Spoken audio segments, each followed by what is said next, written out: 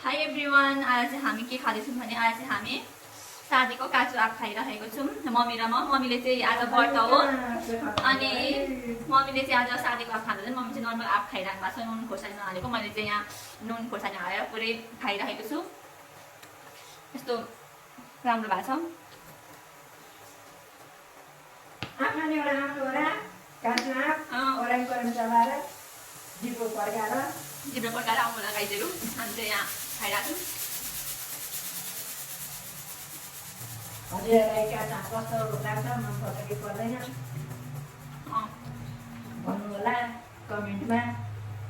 हाम्रो भिडियो हेरेर कमेन्ट गर्नु होला, लाइक गर्नु होला, फेभरेट गर्नु होला, गर्नु होला है ल।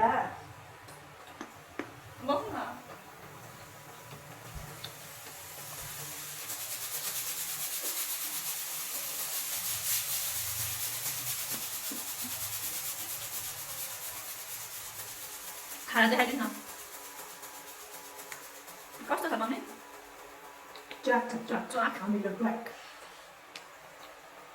आज हाम्रो पुरै दाग पुरिनु भयो धेरै खाएर। बुवाहरूले त्यो भिडियोदेखि भने हामीलाई मार्नुहुन्छ है। मलाई माथि बसेर एक्लै खाएर त्यो पिरो अमिलो खाएर भन्नु थाल्यो बुवाहरूले चाहिँ। भुलिएको भने मलाई नभन्नु, म दबाईले सक्दिनँ भन्दै